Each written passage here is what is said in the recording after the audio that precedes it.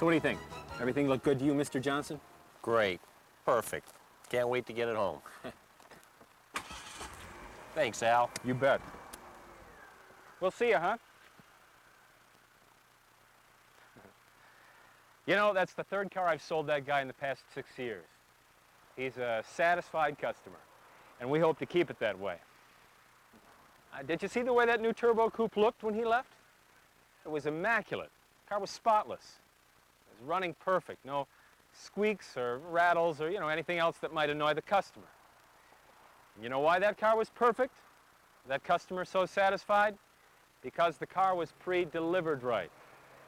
We found that the best way to get started with a new customer is with a top-notch pre-delivery. Best way to do business. Now, I don't pretend to know everything there is to know about pre-delivery, but our service manager, Ken Chadwick, is an ace on the subject. Let's go see what he has to say about it. Hi, Ken.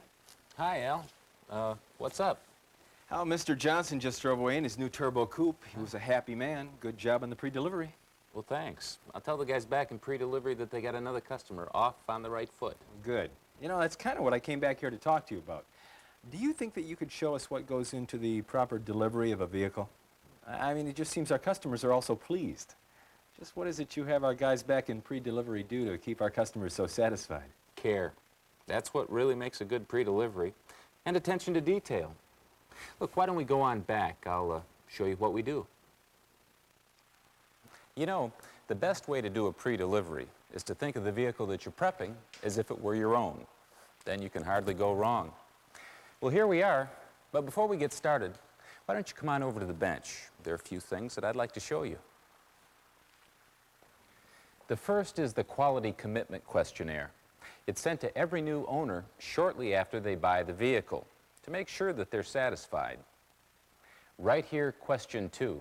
It asks the customer how satisfied they were with the dealership's preparation of the vehicle in terms of exterior appearance and cleanliness, interior appearance and cleanliness, operation of accessories, and overall satisfaction with new vehicle preparation. You know, this is just like a report card, and we're getting graded by the customer. And you can believe that Ford management and dealers are looking real close at this because it's important. But hey, Ford Motor Company is not in business to try to find fault or give you trouble. They're in this business to sell cars and trucks, and they'll do everything they can to help you do your job right. If you've got questions on how to do a pre-delivery, there are plenty of places to go for information. Your service manager is always a good source to turn to because he'll do his best to point you in the right direction. And experienced technicians who know their way around Ford manufactured vehicles are also an excellent source of information. Never be afraid to ask questions. Ford Motor Company, too, is a good source, and they provide lots of documentation about how to do the job right. Pre-delivery isn't a simple job. If you need some help in understanding what you have to do, there are several places to turn to. First is the pre-delivery service record. It's a checklist of the major inspections that you must make while pre-delivering the vehicle. It doesn't go into detail about how to make the checks. It just allows you to keep track of what you've done and what you have yet to do. There's a specific form available for the type of vehicle that you're pre-delivering. Make sure that you have the correct form. For more detailed information, you can use the pre-delivery section of the shop manual, Volume F. The section is numbered 50-02. Section 50-02 provides a much more detailed inspection procedure than the checklist. If you're unsure of how to make an inspection called for on the checklist, then go to the shop manual for specific instructions and information. Occasionally, we'll put out a special pre-delivery inspection booklet in conjunction with a new or specialty vehicle. If this is the case, make sure that you review the book completely. This will assure that you're aware of the pre-delivery inspection points that make the vehicle different from others that you may already be familiar with. Another place to look for information that a lot of pre-delivery technicians overlook is the owner's manual. This is the most authoritative source for information that you can use. If you've got questions on how something works, the answers are right there in the owner's manual, if you'll just take a minute to look.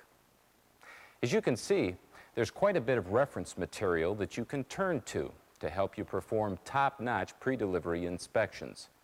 But Ford offers even more to assist you in performing the pre-delivery inspection. All the fluids, lubricants, cleaners, waxes, and adhesives that you need to perform pre-delivery service are available from Ford through your parts department. Before we go any further, here are a few review questions to assure that you've picked up all the important information. Yes, your answer is correct. No, that's not the best answer. Let's review. Good, you're back. Let's get into an actual pre-delivery inspection. Jim Hale, one of our pre-delivery technicians, is going to help me out.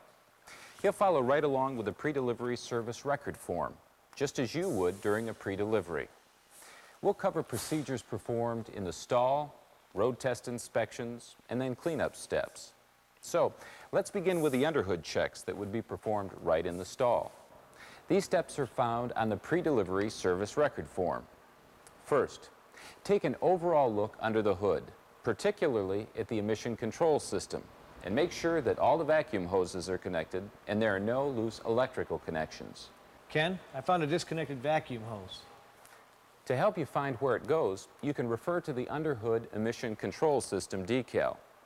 It shows the routing of the vacuum lines between components. Since the vacuum lines are normally color-coded by a tracer line, it's easy to figure out where a hose connects. In addition to vacuum hoses and electrical connections, make sure that everything is there and that there are no loose or hanging parts. Okay, after you've looked everything over, it's time to check the fluid levels. Now, I usually start with the oil and then I proceed with the other checks. There's something else you should do too. Now, what's that? Put fender covers on so you don't scratch the finish. Yeah, I guess I did forget. We can't stress enough the care that you should take during pre-delivery. You really have to think like it's your own car that you're working on. Well, there we go. Now we're ready to check the underhood fluids. Okay. Start with the fluid checks that you can make with the engine shut off. These include checking the oil, which should be at the full mark on the dipstick, brake master cylinder, which should be within the minimum and maximum marks on plastic reservoirs, or within 1/4 inch of the top on cast iron reservoirs, windshield and rear window washer reservoirs, which should be full, and the cooling system reservoir, which should be above the add cold mark with a cold engine, or at the full hot mark with the engine at operating temperature. If any of these fluids are even slightly low, top them off. And make sure that you use fluids that meet Ford specifications. Don't use substitutes. That's very true. You should only use fluids that meet Ford specifications. Also, while you're topping off the fluids, you want to always be making sure that everything's okay. For instance, when you take a look at the cooling system reservoir, you should also take a look at the hoses going from the reservoir and make sure that they're not kinked and that they're securely connected.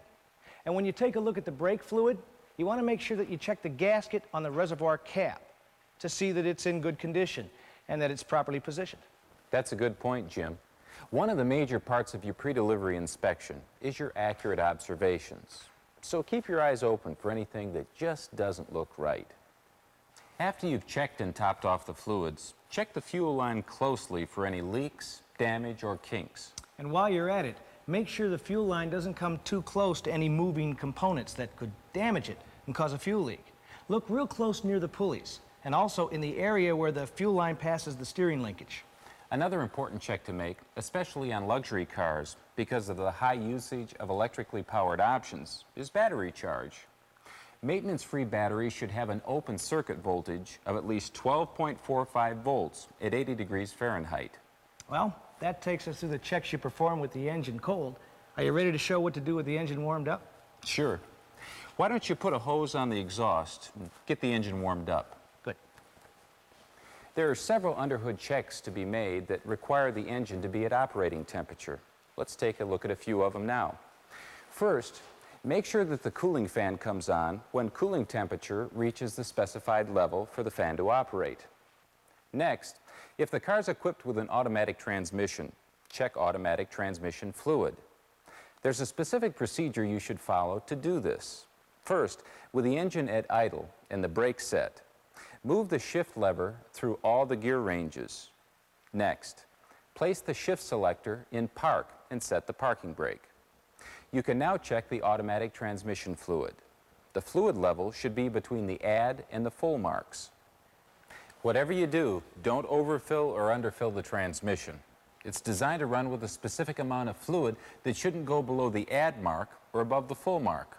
And remember, Ford uses several different transmission fluids. The type of fluid varies among transmissions. So just be sure you're adding the correct fluid for the transmission. But can't some transmissions have their fluid checked without warming them up? Sure they can. That's what the holes are for in the dipstick. But the most accurate method is with the transmission completely warmed up. Check the shop manual to determine if you can get by checking the transmission fluid level cold on the vehicle that you're inspecting. Anything else? Yes. You have to check power steering fluid level, which requires you to cycle the steering gear to its stops several times to circulate the fluid.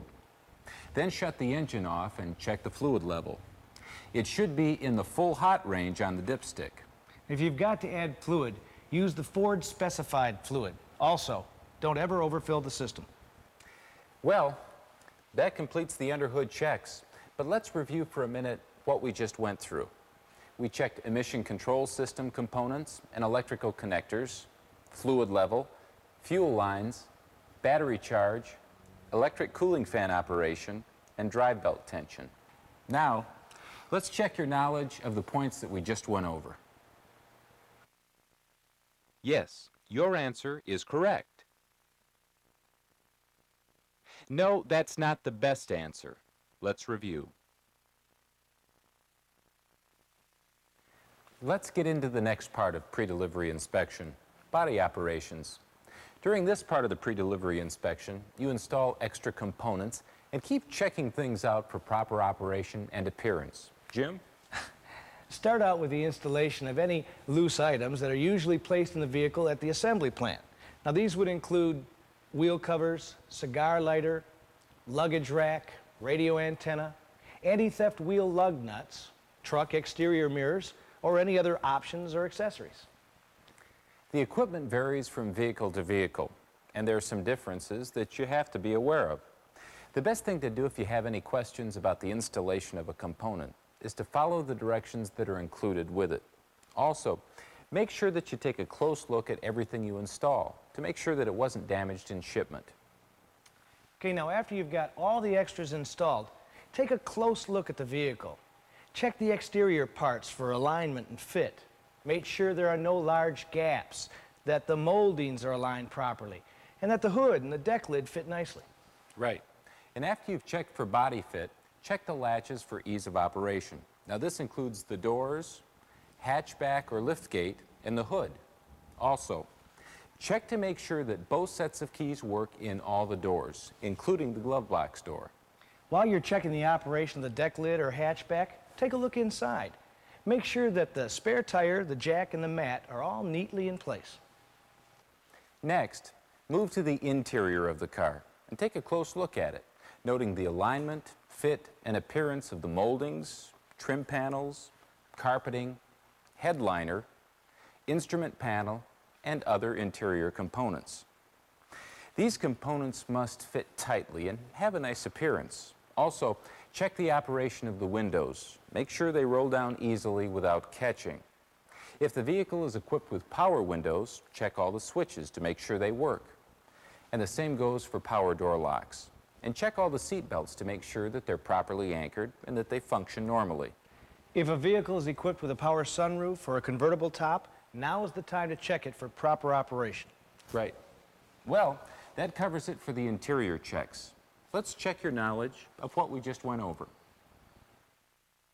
Yes, your answer is correct.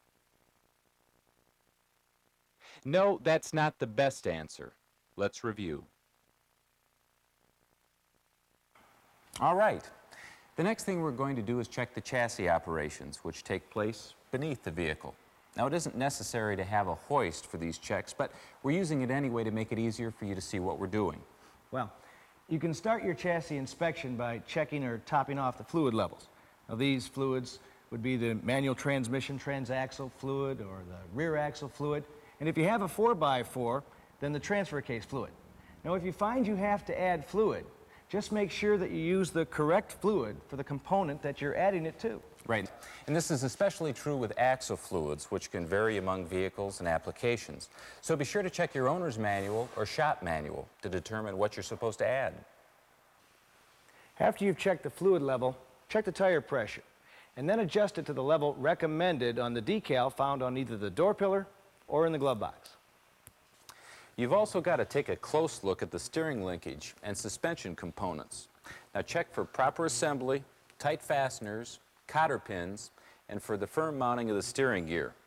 Also, make sure that there's no interference between the steering linkage and other components when the wheels are turned to their full left and right positions. Now, the same things apply as you're checking the steering linkage on a front-wheel drive vehicle. Plus, you should pay close attention to the amount of clearance the power steering hoses have as they pass near any moving parts, like the belts and pulleys, and also the exhaust manifold.